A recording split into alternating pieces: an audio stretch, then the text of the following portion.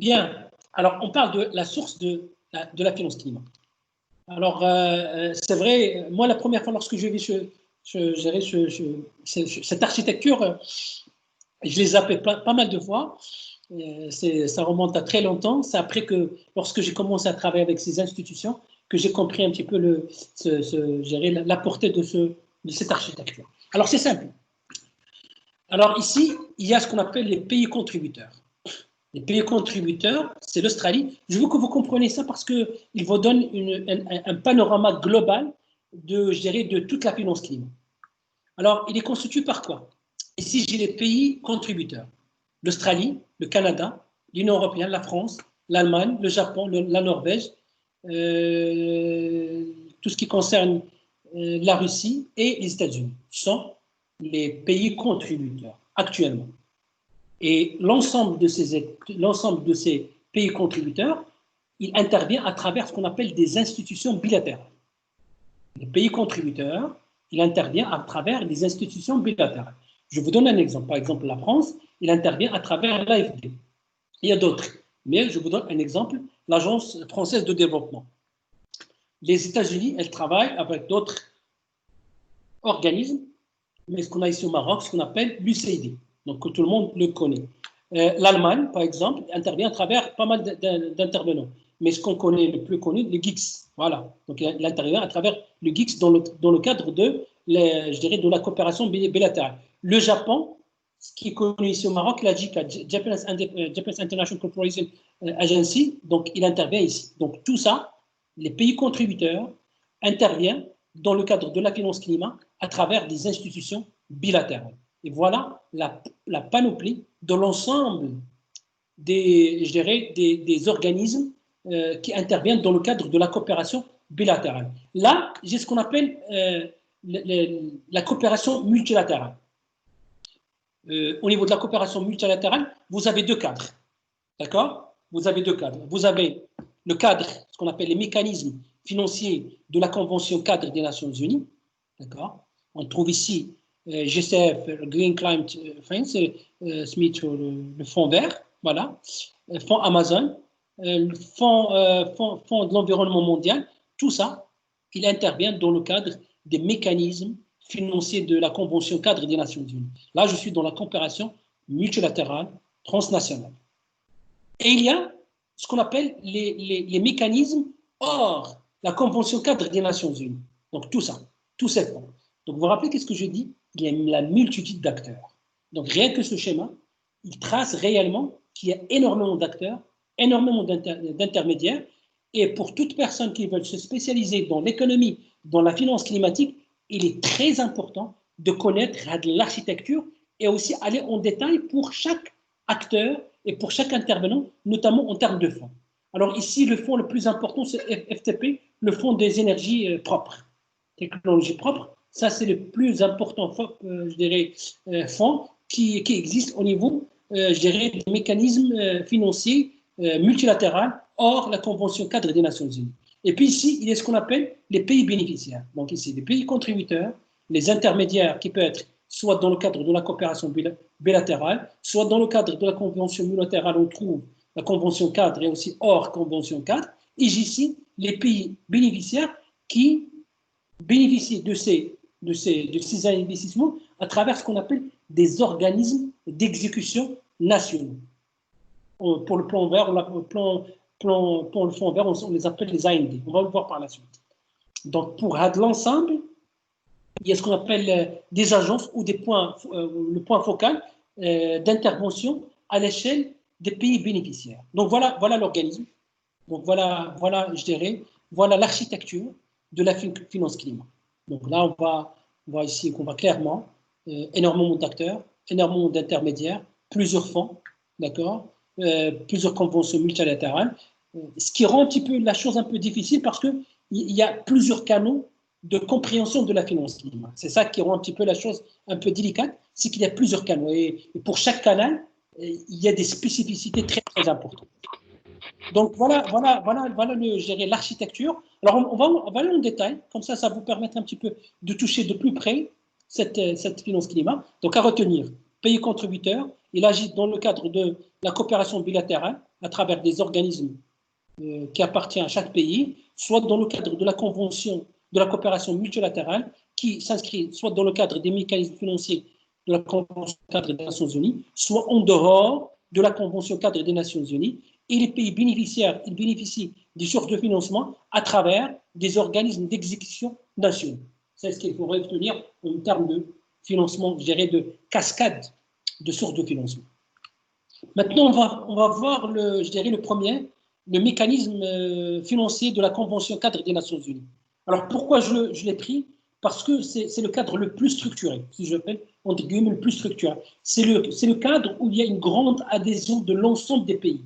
C'est le cadre qui a une certaine mise à jour tous les 4 ans lors des COP.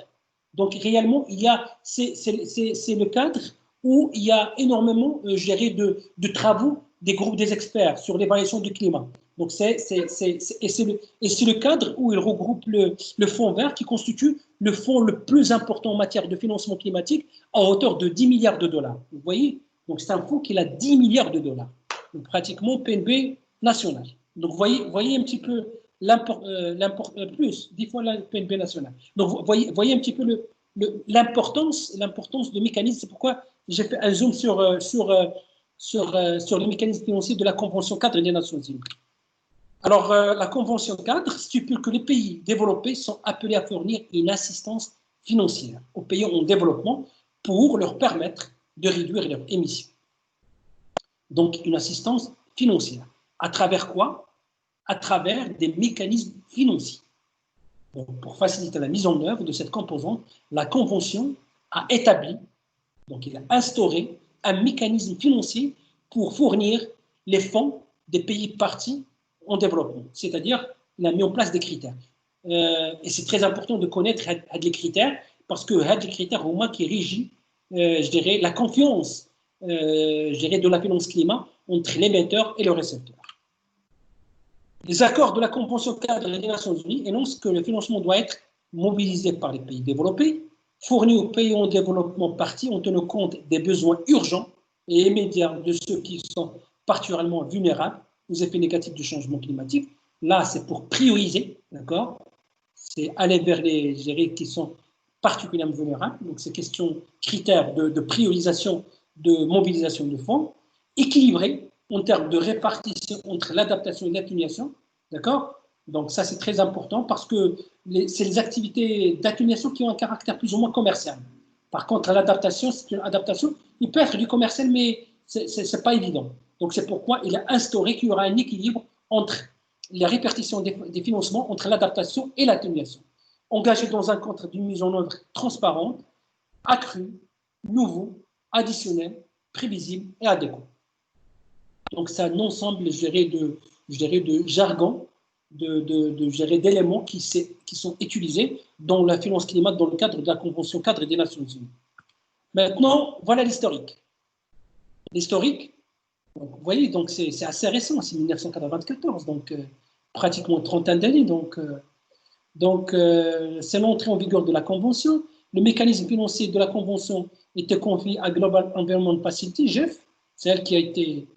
Puis en 1998, la décision de revoir le mécanisme tous les 4 ans, la COP a décidé de revoir le mécanisme de la Convention tous les 4 sur tous les aspects financiers. En 2001, COP 7 à Marrakech, la création de fonds spéciaux pour le changement climatique, la création du fonds pour les pays les moins avancés et le fonds d'adaptation. Donc, vous voyez que c'est à partir de l'année 2000 qu'on a commencé à parler de fonds. Hein, c'est assez récent, c'est une vingtaine d'années. Donc là, c'est là qu'on a commencé à parler de mobilisation de la finance climat à travers des fonds, c'est ce qu'on a vu dans l'architecture, pour financer la recherche, le développement, l'investissement dans des techniques, dans des technologies, gérées sobres en carbone.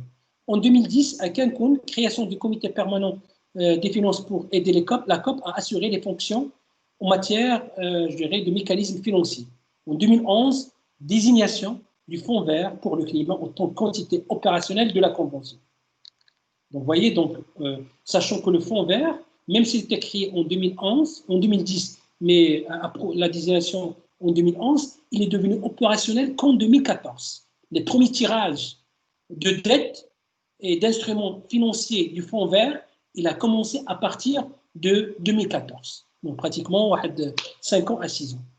Et puis l'accord de Paris, donc, a soulevé plusieurs aspects relatifs à tout ce qui... L'accord de Paris, l'élément le plus important, c'est l'engagement des pays en développement pour mobiliser, à partir de l'an 2020, un montant de 100 milliards de dollars annuellement pour financer les activités sobres en carbone.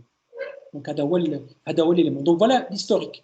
J'ai mis une flèche par la suite parce que ça va être dans la continuité. Ça va être dans la continuité, dans la mesure dont il est prévu, par exemple au COP25, on a parlé donc en 2025, donc une révision de l'augmentation des 100 milliards, on parle de 125, de 130 milliards de dollars par an, on parle de 150, mais ça veut dire que la finance climat, dans le cadre de la Convention cadre des Nations Unies, il va être stimulé, mis à jour, amendé dans le cadre des COP, des futurs COP. Donc, c'est très important pour les spécialistes qui vont spécialiser dans la finance climat que lors de chaque COP, de voir quels sont les éléments qui ont été apportés, les éléments financiers qui ont été apportés lors de chaque COP pour les années futures. Bien, donc voilà l'historique. Voilà l'historique de l'aspect financier, comment il a commencé par un mécanisme et comment il a abouti à la création du fonds vert, comment il a abouti à la création d'un engagement financier international pour pouvoir mobiliser 100 milliards de dollars annuellement. Donc voilà les différentes étapes, les différentes étapes relatives à la mobilisation de la finance climat. Alors, la convention cadre, les protocoles de Kyoto, les accords de décision, les COP, etc., ils ont mis en place un certain principe fondamental. Une chose qui est très importante, lorsqu'on fait la finance climat, toujours, on met des fondements, des principes, des règles. D'ailleurs, pour toute personne qui prend un prêt bancaire, vous devez signer un contrat. Dans ce contrat, vous avez un tas d'articles. Des fois, on ne lit même pas ces articles. Mais c'est très important de lire ces articles parce qu'ils conditionnent les conditions dès le prix. Donc, c'est la même chose. Pour pouvoir créer une certaine relation de confiance entre les différentes parties prenantes et aussi pour améliorer l'efficacité du financement, il y a une certaine règle et certains critères qui sont mis en place dans le cadre du financement, des mécanismes financiers de la Convention cadre des Nations Unies. On va passer en revue ces ces critères, parce que c'est très important de les connaître. Alors déjà, lorsqu'on parle de ces principes, ils sont répartis en 3 phases. Tout projet, même je dirais, tout projet qui bénéficie de fonds, que ce soit pour le changement climatique ou autre, il y a 3 phases. D'accord? Il y a la phase de la mobilisation de fonds. D'accord? Je dois chercher les fonds. La deuxième phase, comment je dois gouverner, comment je dois gérer les fonds, ce qu'on appelle la mise en place des instances de gouvernance. Et dernier point, le décaissement de ces fonds pour pouvoir investir dans l'activité. Donc, pour chaque phase, on a mis en place des principes. C'est pas qu'on a mis en place, c'est la Convention cadre des Nations Unies. Il a mis en place des principes pour chaque phase de prestation relative aux finances climatiques. Pour la mobilisation des fonds, transparence et responsabilisation, principe de pollueur-payeur, capacité respective, complémentarité, adéquation, précaution, prévisibilité. Ça, c'est pour la phase, si je peux dire, la première phase de mobilisation de fonds. Pour la phase de la gestion de gouvernance, la transparence et redevabilité, représentation équilibrée. Pour la phase implémentation et décaissement, donc il y a la phase transparence et redevabilité, la subsidiarité et appropriation nationale locale, précaution et célérité, pertinence, principe d'innocuité, accès direct et vulnérabilité, égalité des sexes.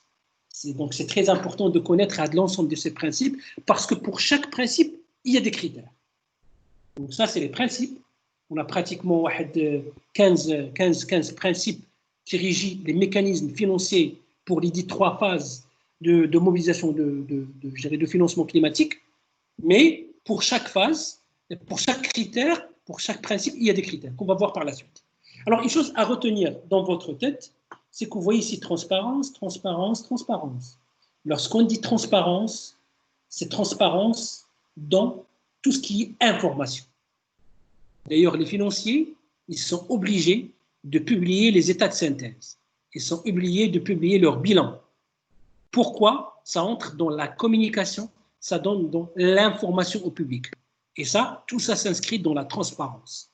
Un financier, il doit publier ses états de synthèse.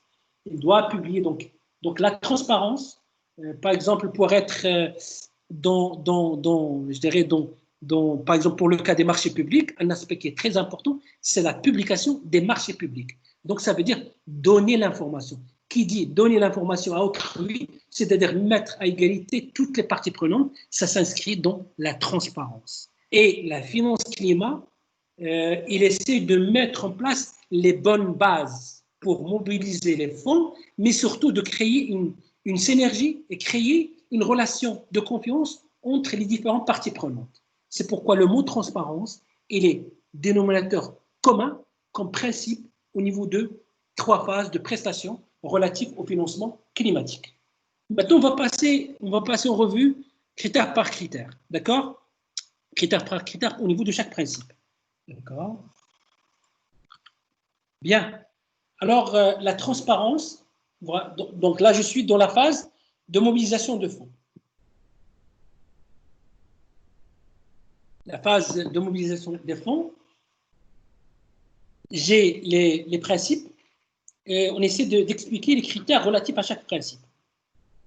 Alors, lorsqu'on parle de transparence et responsabilisation, c'est ce que j'ai expliqué, les contributions financières des pays, des organisations internationales et des organismes sont publiées au temps voulu, en même temps que leurs composantes et leurs sources.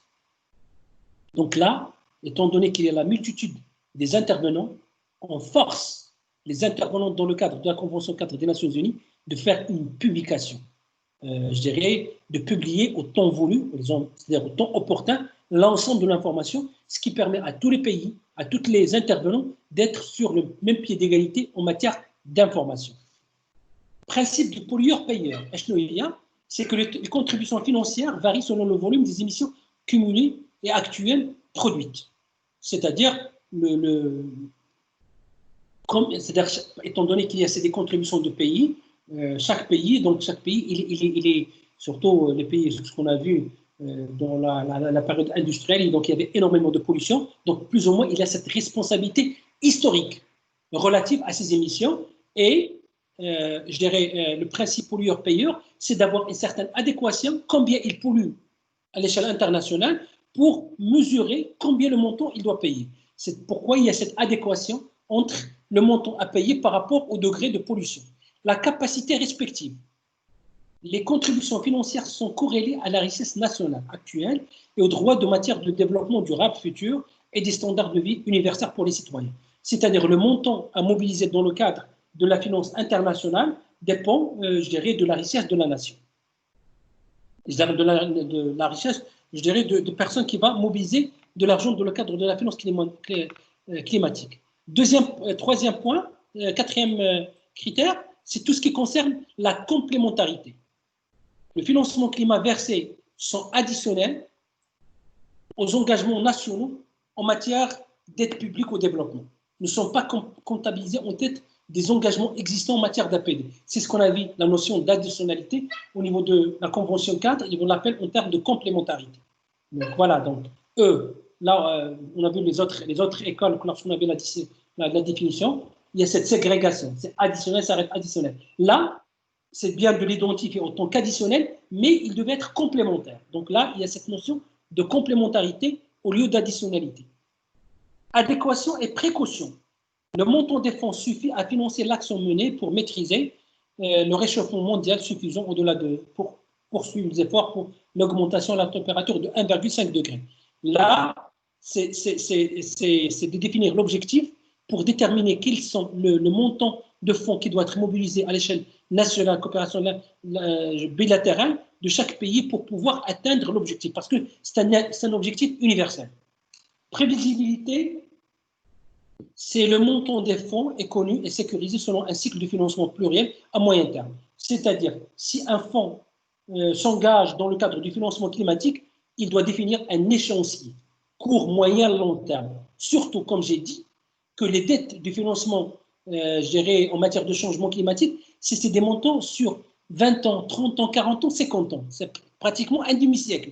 Donc, ça veut dire que c'est très important d'avoir ce principe de prévisibilité pour que les fonds soient assurés. C'est-à-dire que les montants des fonds doivent être connus, sécurisés, c'est-à-dire qu'ils existent, et puis selon un cycle de financement pluriannuel à moyen terme qui peut aller jusqu'à 20 ans, 30 ans, 40 ans. Ça, je suis dans la phase de mobilisation des fonds. Pour la deuxième phase, la phase de gestion et gouvernance des fonds, la transparence. La transparence et redevabilité, c'est-à-dire l'information exacte, disponible au public et en temps voulu sur les structures de financement, les mécanismes des données financières, la composition de tout ça, la gouvernance. Ça entre les bonnes pratiques de gouvernance qui exigent de la transparence, la communication, et ça exige tout ce qui concerne les principes de redevabilité. La représentation équilibrée, parce que c'est des gestions, c'est des fonds qui sont gérés. D'ailleurs, au niveau du fonds vert, on trouve 12, il est gouverné par 12 membres de pays en développement et 12 membres de pays en développement. Donc, pour avoir un certain équilibre, une certaine équité en matière de la gouvernance de la finance climat. Donc là, c'est une représentation d'un groupe de parties prenantes au sein du comité de fonds ou des mécanismes de financement. Et comme on va le voir par la suite, surtout pour le fonds vert, il y a un comité exécutif, je peux dire national, il y a un comité de pilotage, donc il y a plusieurs intervenants. Donc c'est très important d'avoir une certaine répartition équitable, je dirais, des enjeux de pouvoir aux différents niveaux décisionnels. Et là, on peut atteindre cet objectif à travers une meilleure représentativité qui doit être équitable au niveau des instances qui décident sur le financement climatique. Donc voilà, dans la gestion de la gouvernance des fonds. L'implémentation et décaissement des fonds, on trouve aussi la transparence et la redevabilité, divulgation des décisions, divulgation, c'est-à-dire information du public, selon les critères et directives sur la divulgation publique des financements. La subsidiarité, les dispositions du financement seront prises au niveau politique et institutionnel le plus bas et le plus adéquat possible. C'est très important que les parties qui sont concernées par le projet en changement climatique seront, eux, les parties prenantes. L'objectif, c'est de limiter au maximum les intermédiaires.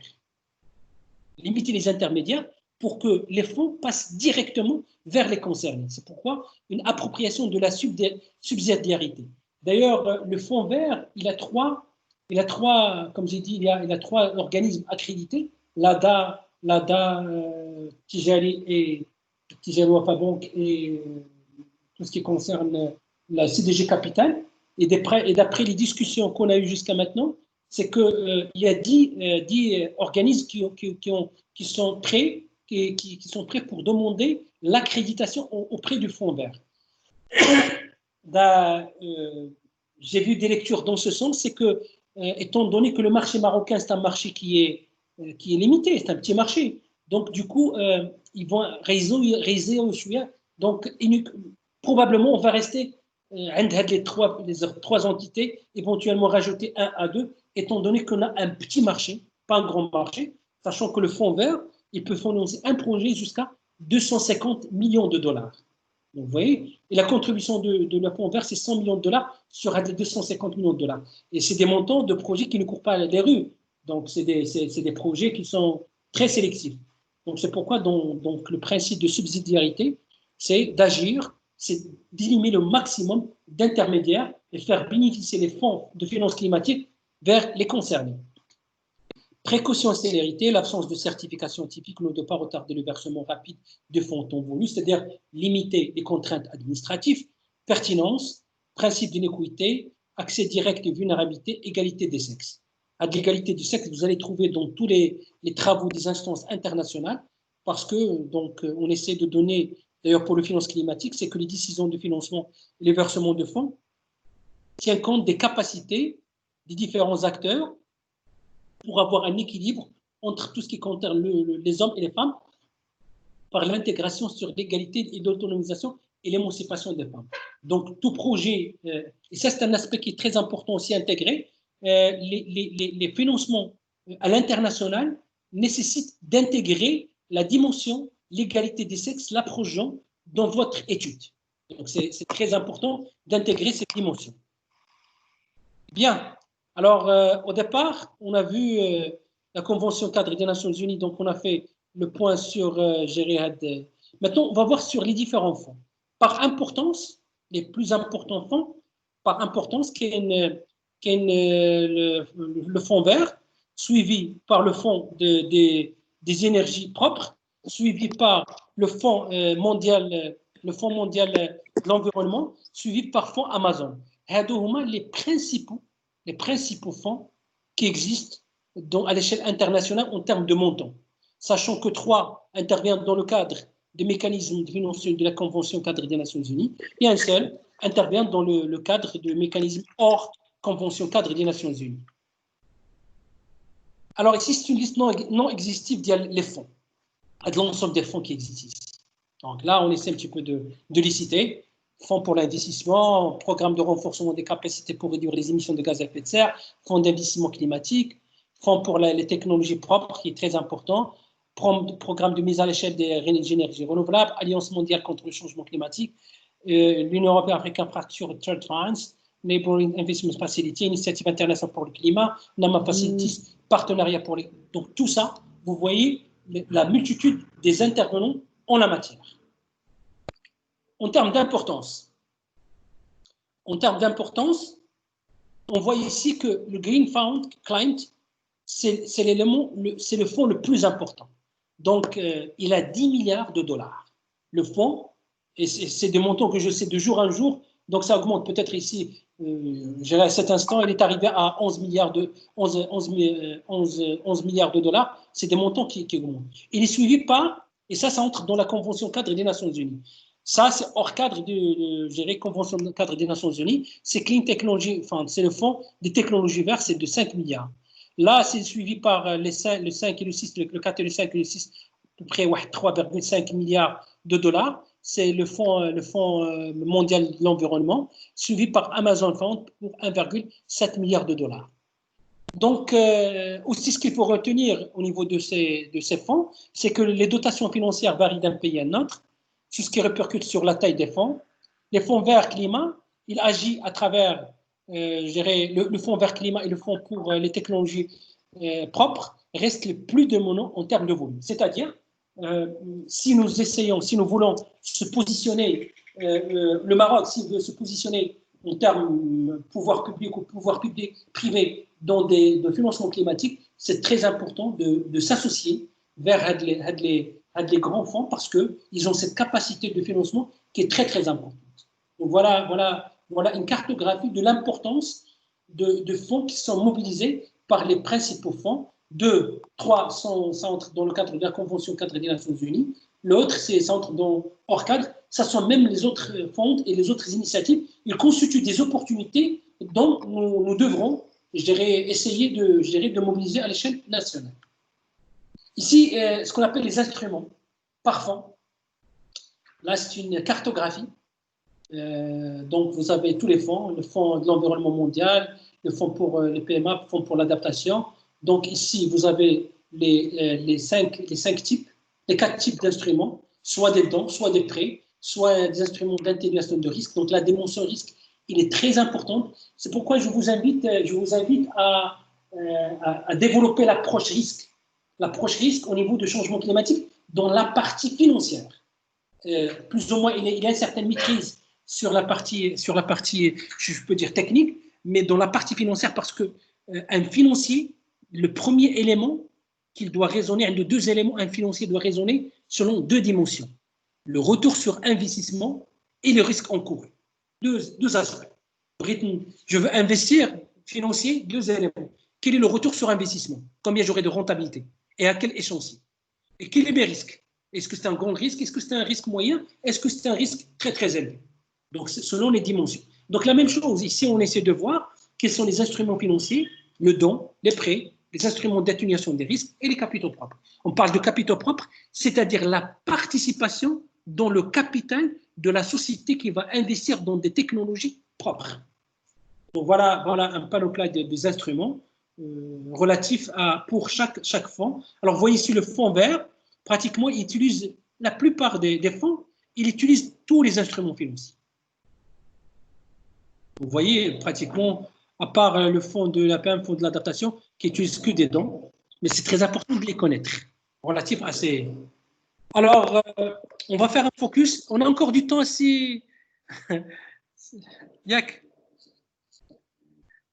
Alors, on va faire un focus sur... Yak, très bien. Alors, on va faire un focus sur le fonds vert, parce que c'est le fonds le plus important qui intervient dans le cadre des mécanismes financiers de la Convention cadre des Nations Unies.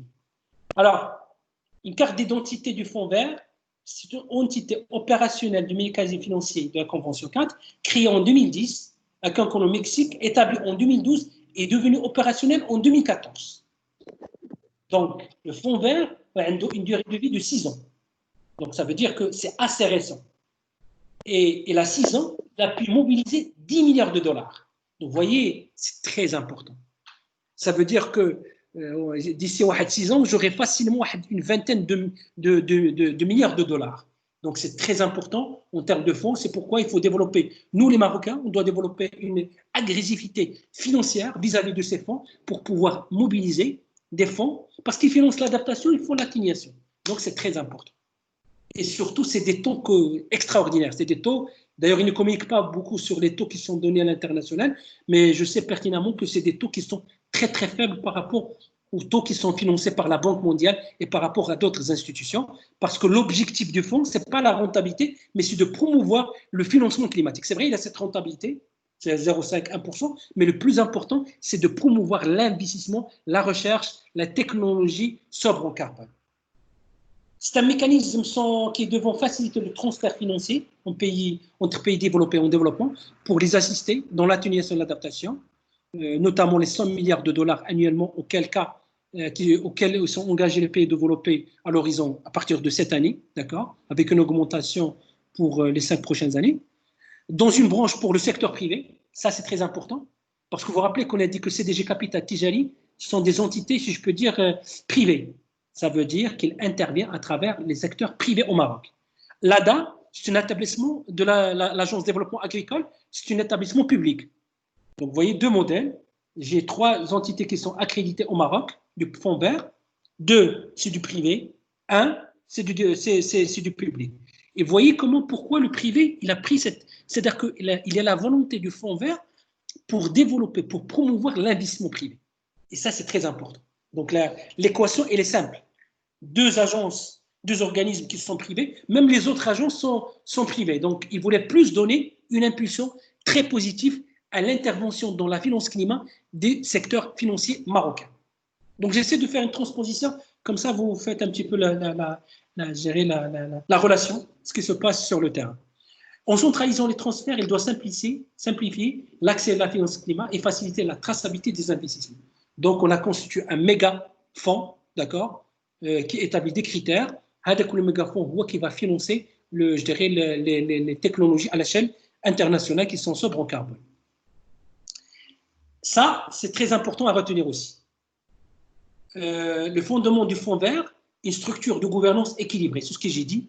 2 pays en développement, ça s'inscrit dans ce qu'on appelle la bonne gouvernance. Et j'ai besoin d'une bonne gouvernance, sinon il y a cette probabilité de déviance vers des enjeux politiques. Et la finance climat, il doit éviter toute interférence corporatiste de lobbying pour atteindre l'objectif universel. Et ça, c'est très important. J'ai besoin, c'est une problématique qui dépasse la nation, c'est supranational. Donc, du coup, j'ai besoin des instances de gouvernance qui sont très importantes. C'est le cas de fonds verts. La capacité d'engager directement autant le secteur public que le secteur privé, c'est ce que je viens d'expliquer.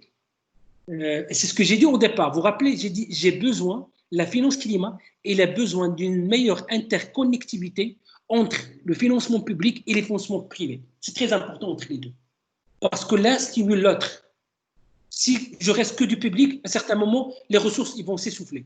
Parce que plus ou moins, je ne serai pas dans une démarche mercantiliste. Dans le privé, si j'intègre la dimension rentabilité, la dimension rentabilité, la dimension retour sur investissement, gestion de risque, donc le besoin de surplus de viabilité, de déficit de viabilité, il va baisser dans le temps. C'est le cas des énergies renouvelables. Les énergies renouvelables, actuellement, ils sont devenus, dans pas mal de pays, une activité commerciale. Il n'a pas besoin d'appui.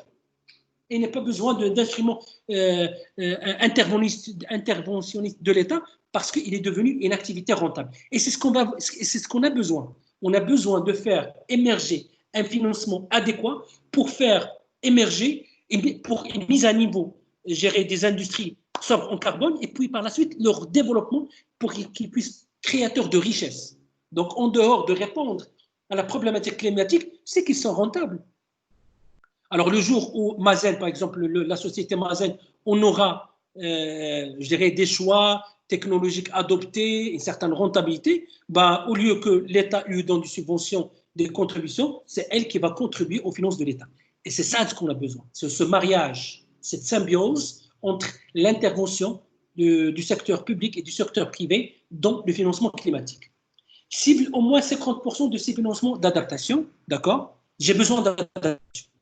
Vous avez vu la vidéo, donc il y a énormément.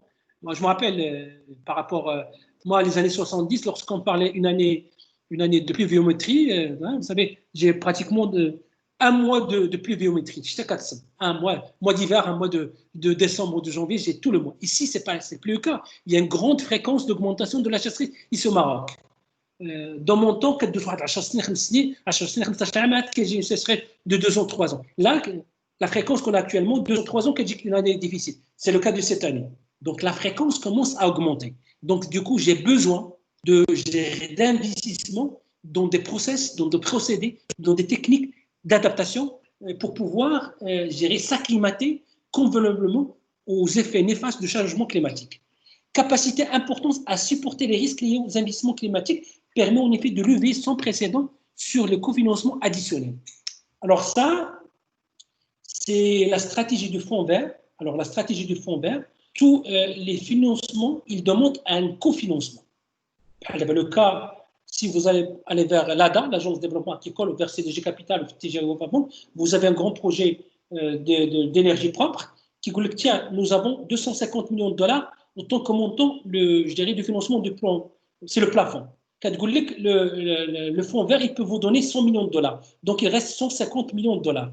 Donc, vous devez apporter de vos fonds propres une partie et la banque accréditée, il doit apporter une partie. Ce qu'on appelle le cofinancement additionnel, ce qui permet de répartir le risque entre les différentes parties prenantes.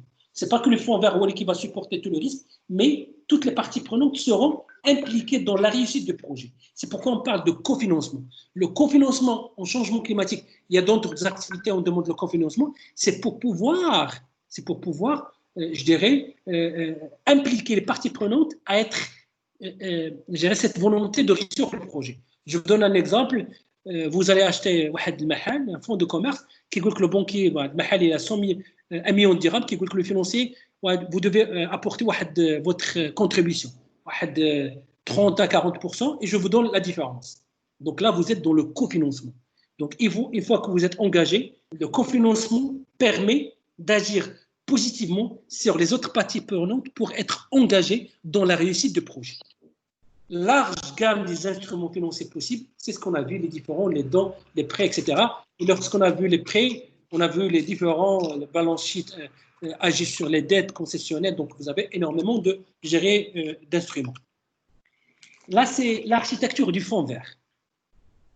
Alors, l'architecture du fonds vert, vous avez, parce que vous vous rappelez, on a dit, les pays bénéficiaires agissent à travers ce qu'on appelle les AND, les agences nationales désignées, ou les PF, les points focaux. Donc ici, vous avez une architecture du fonds vert, le fonds vert pour le climat. Vous avez les entités accréditées. Par exemple, j'ai le fonds vert qui est dans le cadre du mécanisme fonds, donc ça c'est le fonds vert à l'échelle internationale. À travers national, vous avez des entités accréditées. C'est le cas de ce qu'on a parlé, les 3 entités accréditées au Maroc. Vous avez des programmes et des projets qui sont soit des programmes et projets étatiques ou du privé. Là, j'ai ce qu'on appelle les instruments financiers. Les dons, les garanties, les prêts, les prises de participation. Les prises de participation dans le capital. Donc, le fonds climat, il peut intervenir soit des dons, soit des garanties, soit des prêts, soit des prises de participation à travers une participation dans la capitale de la société. Ici, ce qu'on appelle les agences nationales désignées, les AND, ou les points focaux. c'est comme une autorité qui assure la gouvernance, les fonds, la mobilisation des fonds à l'échelle nationale. On a besoin. Parce qu'il ne peut pas travailler directement avec les privés, mais on a besoin d'instances qui fait la supervision et qui fait la priorisation des projets. D'accord? Surtout pour les projets publics. On dit un projet pour le plan Maroc vert, un projet pour, dans le cadre du plan de l'eau à 2050. Là, je dois établir quelle priorité pour cette année, quelle priorité pour l'année prochaine. L'autorité qui fait cette prioritisation, les instances, on les appelle les autorités nationales désignées et les points focaux. Tout ça, ça s'inscrit dans ce qu'on a vu, la traçabilité, s'inscrit dans la gouvernance. La gouvernance, c'est un élément sur lequel la Convention cadre des Nations Unies a essayé d'agir. Et pour moi, c'est des bonnes pratiques de gouvernance. Parce qu'on a besoin, parce que c'est des projets sur le long terme. 20 ans, 30 ans, 40 ans, c'est 2 générations. Donc, c'est très important de mettre en place les instruments financiers, de délimiter les règles de jeu pour, je dirais, pour que tout à chacun puisse connaître ses droits et ses obligations en matière de mobilisation, je dirais, de finances climat. Critères. Ça, les banquiers, les agences d'accréditation, ça, c'est leur gagne-pain. Donc, pour eux, dans chaque département qui travaille avec, par exemple, le CDG Capital au niveau de l'ADA, au niveau de la Tijari Wafa Bank, ce sont des critères c'est des sous-critères qu'ils ont développés à travers les critères qui sont définis par le Fonds vert. Il y a le potentiel d'impact. Le Fonds vert, c'est la réduction des émissions et l'augmentation de la résilience et la capacité d'adaptation. Donc, ils font un potentiel d'impact en matière d'atténuation, en matière d'adaptation. Potentiel de changement de paradigme, et ça, c'est un aspect aussi très important. C'est le potentiel pour catalyser l'impact au-delà d'un projet ou d'un programme d'investissement individuel. C'est le cas, par exemple, de Mazen, à travers un don de notre droit, c'est qu'il va changer le paradigme de la dépendance du Maroc vis-à-vis des énergies fossiles à travers le développement de l'énergie renouvelable. Donc, et aussi, c'est toute une région de Ouazzazate qui va se développer. Donc, vous voyez, donc un changement de paradigme, c'est que je ne raisonne pas à l'échelle locale, individuelle, mais je dois, dans mon projet, raisonner à l'échelle de la nation. Donc, pour avoir un impact significatif, hautement significatif. Potentiel de développement durable. Donc, ce qu'on appelle les co-bénéfices de développement durable, sociaux, environnementaux et de genre plus large. Donc, faire des critères, il doit être développé. Quels sont les co-bénéfices qui sont générés à travers ce projet? Ça, j'appelle les critères d'investissement. Répondre aux besoins. Donc, c'est des besoins en financement du pays bénéficiaire et du groupe cible. Je vous donne un exemple. Lorsque je parle d'un besoin de financement pour le Maroc, on a ce qu'on appelle des stratégies sectorielles. Programme Aliotis, programme émergence industrielle, plan Maroc vert, le plan de l'eau à l'horizon 2050. Donc, on a des plans, on a des projets stratégiques sectoriels. Donc, ça veut dire que le financement des changements, au changement climatique doit être en adéquation par rapport aux projets sectoriels stratégiques du pays. Donc, ça doit répondre aux besoins. Donc, par exemple, on a la nouvelle version du plan Maroc vert. Tous les financements qui seront demandés doivent être en adéquation par rapport à la deuxième version du plan Maroc vert de l'agriculture. Donc là, c'est pourquoi répondre aux besoins, c'est de répondre aux besoins stratégiques du pays. Si je raisonne à la finance locale, c'est par rapport au plan de développement régional. Donc ça, et on va essayer de voir chaque région, quelles sont les problématiques vécues au niveau de chaque région. Est-ce que, par exemple, pour l'adaptation, est-ce que c'est les inondations, est-ce que c'est des problèmes d'industrie qui sont plus pollueurs? Donc, ce qui me permet d'adapter, une certaine adaptation entre les fonds et par rapport aux besoins. Appropriation et respect de la souveraineté nationale ainsi que la capacité à mettre en œuvre le programme et le projet. Donc, c'est l'appropriation par le pays, alignement avec les politiques nationales et capacité à mettre en œuvre les activités financées. C'est-à-dire, c'est l'aspect d'opérationnalisation du financement qui était mobilisé. D'ailleurs, le problème par rapport aux entités qui sont accréditées par le Maroc depuis 2017, jusqu'à maintenant, il n'y a aucun tirage de fonds. À ma connaissance, il n'y a aucun tirage de fonds. Bon, c'est vrai, il parle de critères qui sont assez contraignants, qu'on va développer d'expertise. Mais jusqu'à maintenant, les trois agences, les trois organismes accrédités par le Fonds vert, ils n'ont aucun fait de tirage de fonds pour financer, sachant que les montants sont conséquents. J'ai parlé de 250 millions de dollars. Efficacité et efficience, le bien fondé économique.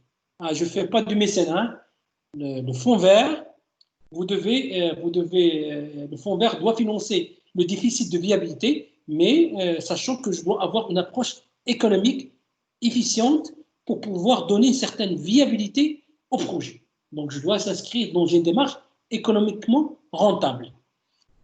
Pas rentable au vrai sens du terme, mais au moins, par exemple, s'il y a un déficit de viabilité, je peux tolérer 10%, 20%, 30% pendant les 5 premières années, voire les 10 premières années, mais à terme, dans 15 ou 20 ans, je vais être rentable.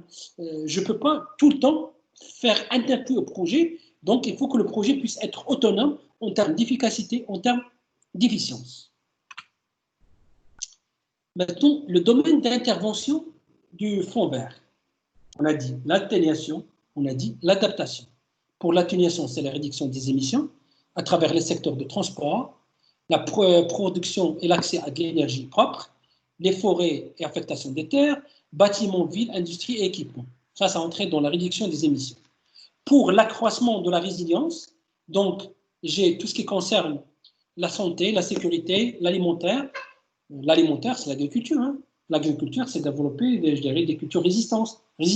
C'est, par exemple, l'agriculture, je parle par exemple de l'agriculture, c'est développer des ouvrages, développer du goutte à goutte, développer de l'irrigation goutte à goutte, développer de l'irrigation aspersion pour avoir une quantité importante de superficies qui sont irriguées. Donc, ce qui permet d'être dans réduire la famine et avoir une certaine sécurité alimentaire. La qualité de l'eau.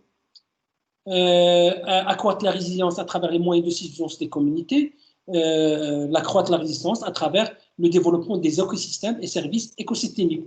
Par exemple, si je prends le cas du Maroc, c'est les espaces oisiens.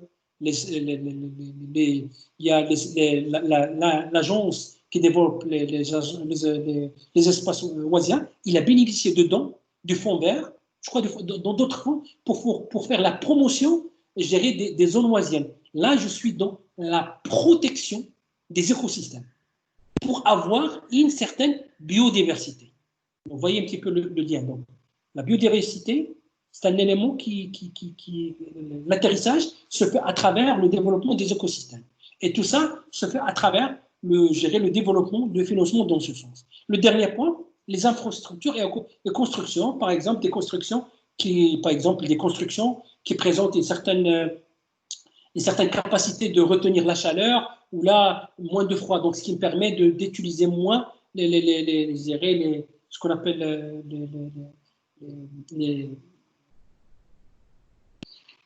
gérer des choses pour rafraîchir les espaces. Là, ça me permet gérer des constructions qui sont plus ou moins autonomes, qui présentent une certaine efficacité énergétique en matière de rétention de la chaleur, même en matière de protection contre le froid. Alors tout ça entre dans le domaine d'intervention du Fonds vert. Donc vous voyez qu'il y a des domaines d'activité qui relèvent du public, mais aussi il y a des domaines d'activité qui relèvent du privé. Donc maintenant, c'est très important de faire ce croisement entre les financements publics et les financements privés. Bien. Maintenant, vous vous rappelez, on a dit l'AND. L'AND et le PF point focal, et l'AND, l'agence, de tout ce qui fait le suivi des projets. Alors, généralement, dans les points focaux et dans les AND, on trouve les ministères, les autorités en relation avec le budget national, les politiques économiques. Il doit avoir une capacité à organiser des concertations entre les différents acteurs. Et le PF est possible pendant la mise en place de l'AND. Donc, tout ça, les acteurs. On va vous donner un exemple. Je vais aller un petit peu plus vite. Voilà, le cas du Maroc. Donc, le cas du Maroc, donc voilà. Donc, vous vous rappelez, j'ai parlé des agences ou des organismes accrédités. Maintenant, je parle des AND et des points focaux. Donc, et ça entre dans tout ce qui concerne la gouvernance des financements. Alors, il y a le point focal, il y a le comité de pilotage. Ça c'est réel, c'est opérationnel. Le comité de pilotage de l'AND.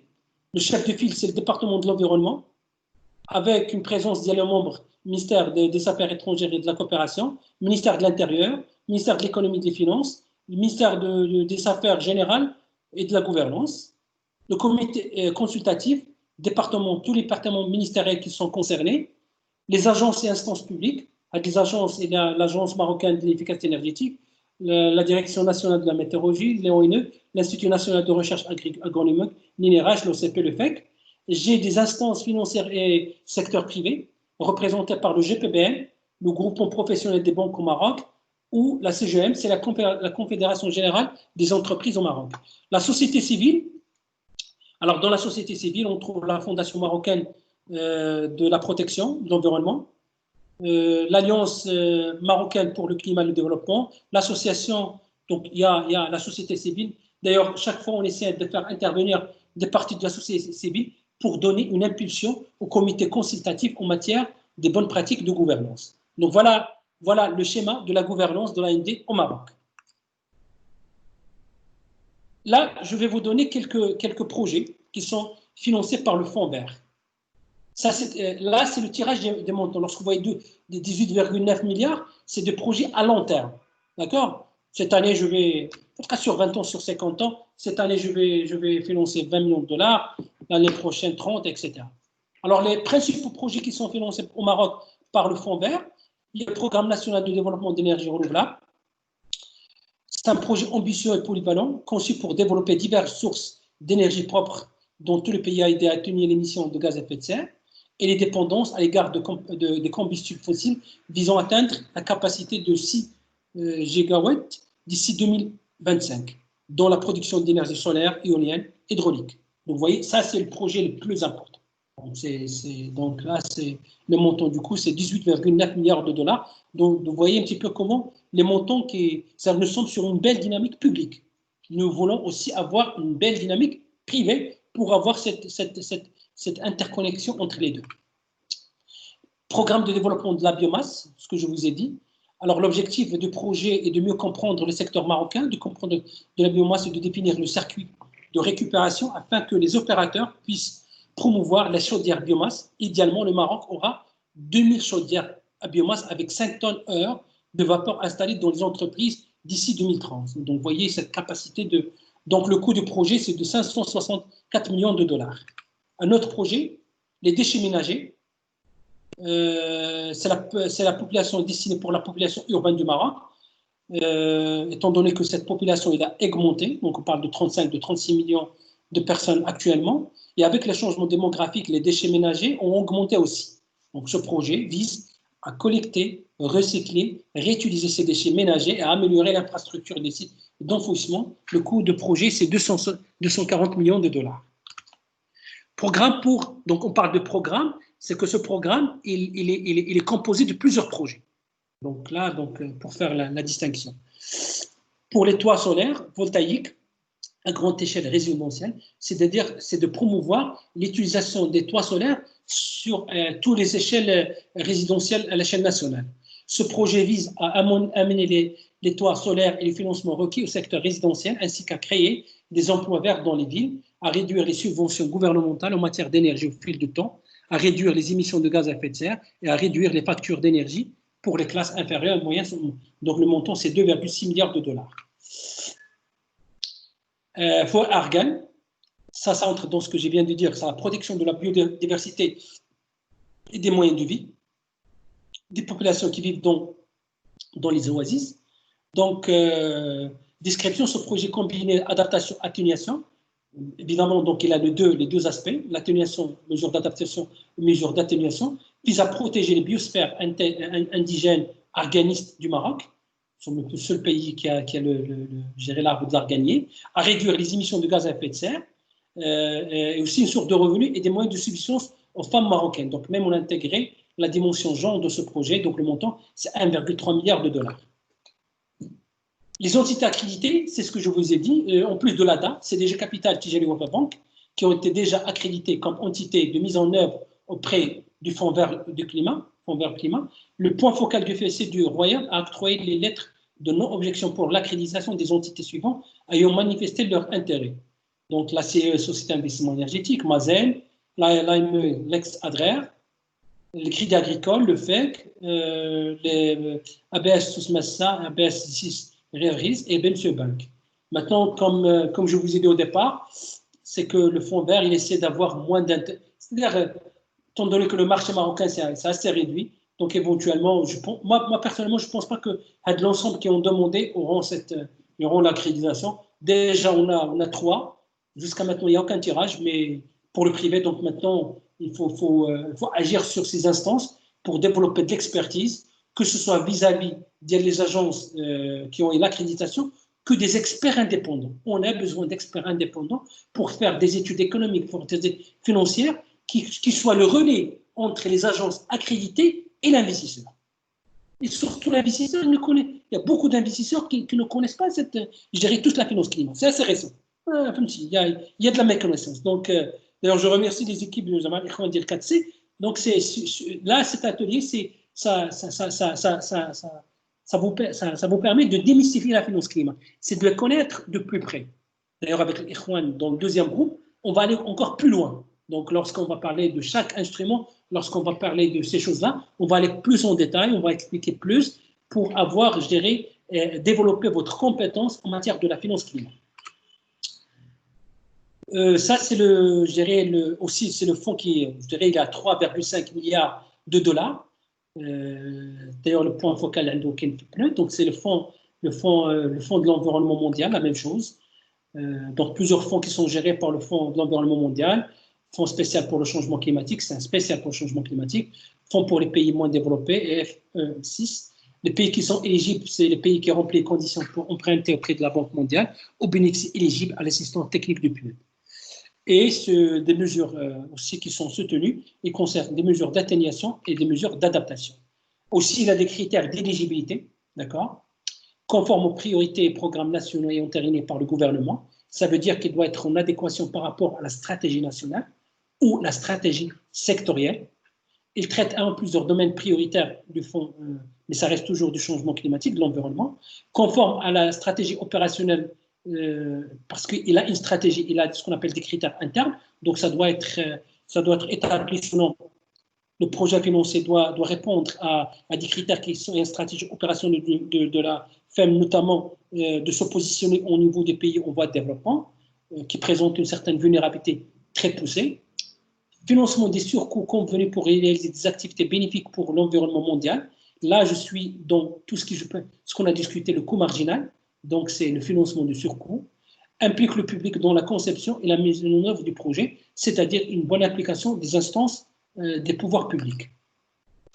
Modalité d'accès, soit accès direct via l'agence de projets de fonds qui sont accrédités, soit accès multilatéral vis-à-vis des agences de fonds. Type de financement octroyé, il accorde des financements de projets sous forme de subventions et de non-subventions.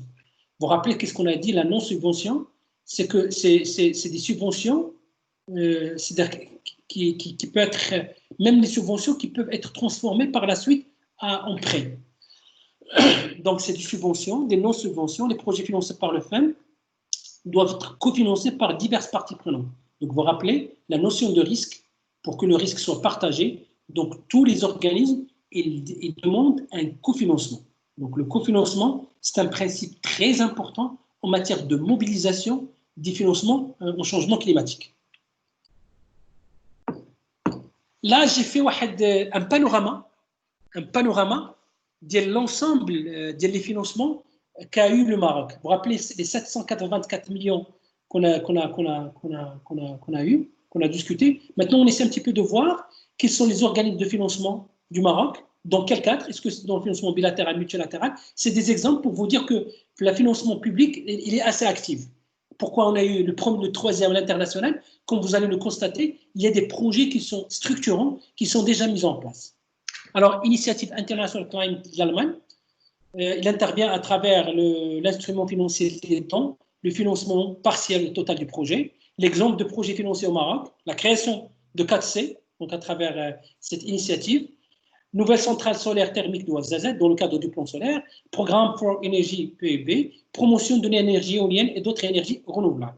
Tout ça, je vous explique, parce que lorsque je parle vous rappelez, le financement bilatéral, c'est le financement des pays développés pour les pays en développement à travers des organismes de financement. Vous rappelez l'architecture. L'architecture, le financement bilatéral, c'est directement à travers un organisme. Voilà l'organisme qu'on parle. L'agence, la JICA, la Japanese International Cooperation Agency. Donc, les types de... bon, la mission, vous allez avoir le cours, donc je mets l'accent sur le type de coopération, c'est très important, les types d'instruments.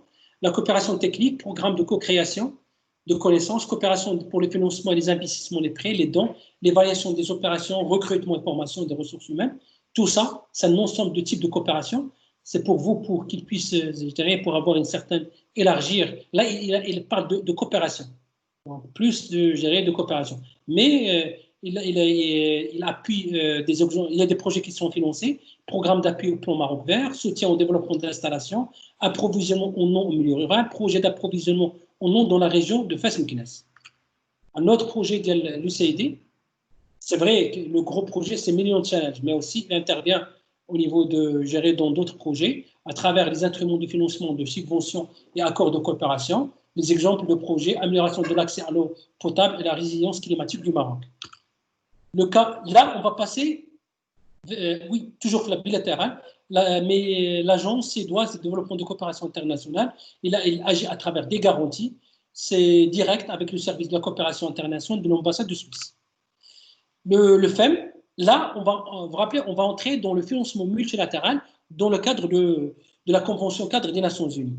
Donc, vous vous rappelez ce qu'on a dit, le Fonds de l'environnement mondial, c'est un fonds de... Alors, les principaux instruments financiers, c'est des subventions. Alors, on trouve le financement énergie renouvelable dans les bassins, les BH de la ville de Marrakech pour 1,5 million de dollars. L'intégration du changement climatique dans la stratégie nationale de développement de la composite logistique et dans la mise en emploi de plateformes logistiques pour un montant de 2,5 millions de dollars. Alors, la logistique, c'est un aspect qui est très important. Lorsqu'on met en place des zones logistiques, ça nous permet, à travers des flux multimodaux, d'optimiser le flux de transfert, du coup, le flux de transport. Donc, c'est ça l'utilisation des zones logistiques. Les zones logistiques, ils contribuent à réduire, à optimiser le transport de la marchandise entre pays, entre villes, etc. Qui dit réduire cette optimisation, c'est ce qui permet moins de transport, notamment en camions, frigorifiques et autres, donc ce qui permet de réduire l'émission de gaz à effet de serre. On passe dans le cadre de la convention des exemples. Le fonds d'adaptation, à travers des subventions, le projet d'adaptation au changement climatique dans les zones oasiennes pour un montant de 9,97 millions de dollars. Le fonds vert pour le climat, en dehors de ce qu'on a vu, donc ça ce qui était exécuté, là lorsqu'on a parlé, c'est des montants globaux, ce qui était exécuté, c'est développement des vergers d'Arganie en milieu dégradé, 39,9 millions de dollars, développement de l'irrigation et l'adaptation de l'agriculture irriguée pour 23 millions de dollars, et ça avec une collaboration avec l'AFD, projet de la conservation de l'eau dans les régions de Seyss pour 36 millions de dollars, avec une collaboration avec la BERT. Le CIF, le Fonds d'investissement climatique, là, vous avez tous les instruments financiers, prêt de premier rang. Le prêt de premier rang, c'est un prêt plus ou moins pour limiter le risque bancaire, subventions convertibles, on a des subventions qui sont converties en prêt, apport en capital, les garanties en monnaie locale, les dettes subventionnées, ça c'est l'ensemble des financements. Vous voyez, nous, on n'a fait que les familles d'instruments financiers, mais lorsqu'on entre dans le détail, vous trouvez une multitude, on parle de pratiquement en instruments financiers, il existe 300 instruments financiers. Parce que c'est les sous-achats, ce qu'on appelle les sous-achats des instruments financiers, qu'il existe ce qu'on appelle les sous-instruments financiers ou les instruments sous-achats. L'exemple de projet financier au Maroc, participation dans le financement des projets suivant les projets éoliens, programmes solaires, Ouazzazat, Midl et Tata. La BEI, la Banque européenne d'investissement, il intervient à travers des prêts, à travers des panachés de ressources d'accompagnement pour combiner des prêts et d'autres sources de financement, notamment les subventions, les prestations de conseil, le projet Green for Gold Factory, extension de travail de Casablanca à Rabat. Donc, vous voyez l'extension, la dernière extension, ça a été financé en partie par la Banque européenne d'investissement. La BIRD, donc aussi, il intervient à travers les instruments financiers, les prêts, l'apport en capital. Alors, pour chaque organisme, j'ai fait la mission, ça vous permet un petit peu de comprendre sur quel axe il intervient. Parce que chaque acteur d'investissement en finance climat a des critères, des critères, des stratégies internes, des valeurs. Les valeurs, ils sont traduites dans les missions. Par exemple, la BIRD, nos investissements financiers, nos services aux entreprises et notre participation à un dialogue à haut niveau avec les pouvoirs publics nous place en bonne position pour promouvoir l'esprit d'entreprise et favoriser des vies meilleures. Donc, vous voyez, donc là, c'est sa philosophie, je dirais, de travail de chaque instance et organisme financier qui intervient dans le cadre de la Convention cadre des Nations